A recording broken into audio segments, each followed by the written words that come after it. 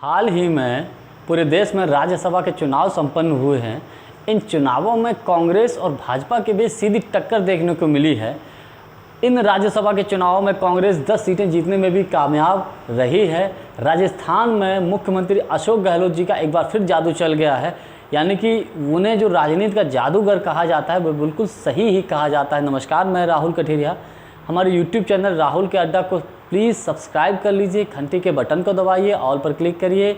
और ऑल पर इसलिए क्लिक करिए ताकि हमारी आने वाली वीडियो की जानकारी यानी नोटिफिकेशन आपको मिलती रहे, और इसको अधिक से अधिक शेयर करिए।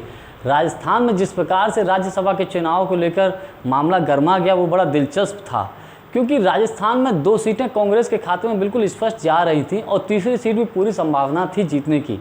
लेकिन भाजपा की तरफ से निर्दलीय प्रत्याशी सुभाष चंद्रा, जो कि जिस समूह के ग्रुप के मालिक हैं, उनके आने से इस चुनाव में कहीं ना कहीं हॉर्स ट्रेडिंग की संभावना बढ़ गई। अब ये हॉर्स ट्रेडिंग क्या होता है मैं आपको बताऊं।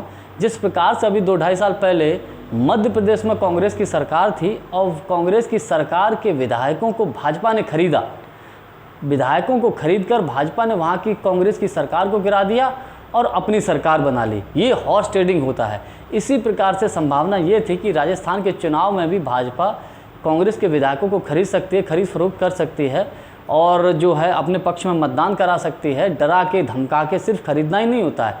अगर कोई विधायक नहीं मानता है तो डरा के धमका के, आजकल वैसे भी सरकार के ऊपर आरोप लग रहा है कि ईडी और सीबीआई इनकम टैक्स का प्रेशर डलवा के ये अपनी बात मनवाते हैं, ये भी संभावना जताई जा रही थी। तो इसलिए राजस्थान में बाड़ेबंदी की गई थी। यहाँ तक कि जहाँ विधायक रुके हुए थे वहाँ होटल का जो है इंटरनेट उस ज़िले का बंद कर दिया गया था। तो इस प्रकार से 2 सीटें तो राजस्थान में बिल्कुल कन्फर्म थी कांग्रेस को जीतने की। तीसरी सीट के लिए बहुत मामला इंटरेस्ट हो गया था, लेकिन अशोक गहलोत जी के जादूगरी से, अशोक गहलोत जी के नेतृत्व की वजह से आप ऐसे समझिए मामला कितना संवेदनशील था। जब राज्यसभा के चुनाव में जब वोटिंग करते हैं तो जो वहाँ एजेंट बनता था तो स्वयं मुख्यमंत्री अशोक गहलोत जी एजेंट बन गए थे और कांग्रेस के तीनों ही प्रत्याशी राज्यसभा के चुनाव में जीत गए, यानी कि राज्यसभा के मेंबर बन गए। संभावना ये थी कि कांग्रेस का कोई विधायक टूट के भाजपा के पक्ष में वोट कर सकता है, लेकिन हुआ जस्ट इसके अपोजिट, उल्टा। भाजपा की एक विधायक कांग्रेस के पक्ष में क्रॉस वोटिंग कर दी, यानी कि कांग्रेस के पक्ष में उन्होंने वोट कर दिया। इसीलिए कहा जाता है कि अशोक गहलोत जी राजनीति के जादूगर हैं। अशोक गहलोत जी के पिताजी जादूगर थे।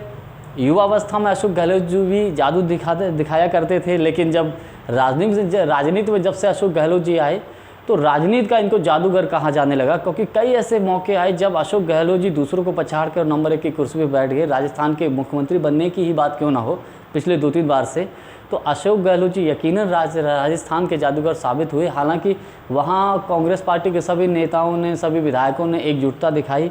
सचिन पायलट जी पूर्व उप मुख्यमंत्री, उन्होंने एकजुटता दिखाई और सारे विधायकों ने पार्टी के पक्ष में वोट डाल के तीनों प्रत्याशियों को ही जिता दिया। और कांग्रेस के हाथ को मजबूत किया। वीडियो को आपने पूरा देखा, इसके लिए आपका बहुत बहुत धन्यवाद। नमस्कार।